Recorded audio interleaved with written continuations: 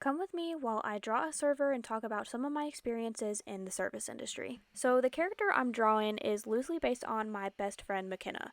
Her hair is a different color now, but while we were working together, it was lighter, so that's pretty much a close match as I can get. That's why I say loosely based. Over the years, Mac and I became very close and are still best friends, even though she's since moved away and I still work at the restaurant that we met at. Help, I'm still at the restaurant, am I right? But the story I want to share today happened about 3-ish years ago at this point. Now, I thought it was common knowledge that we were very close and best friends, but I guess to some of the new employees, maybe not. There was a new host that had been at the restaurant for maybe 2 months at this point, who I'll call Jackson.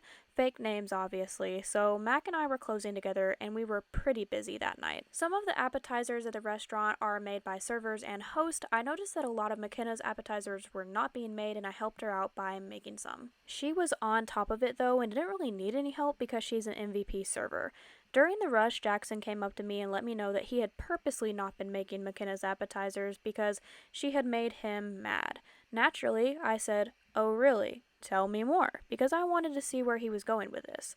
He told me that McKenna had asked him to do his job in a joking tone and that he was upset with it and he didn't think it was a joke, and called her some not very family friendly words. This is where he made the mistake by not realizing that he had said very awful things about my best friend because of course I was going to tell her. So that's exactly what I did.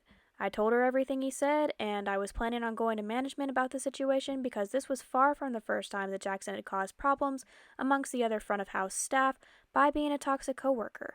But to my surprise, he walked up mid-conversation and heard me tell Mac about everything that he said. Then about 15 minutes later, he walked out and quit.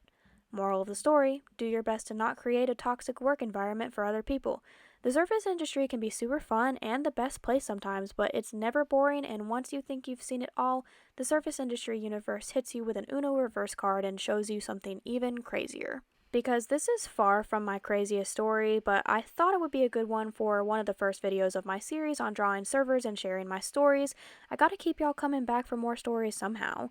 But here's my finished drawing, and I want to hear about your craziest server stories in the comments.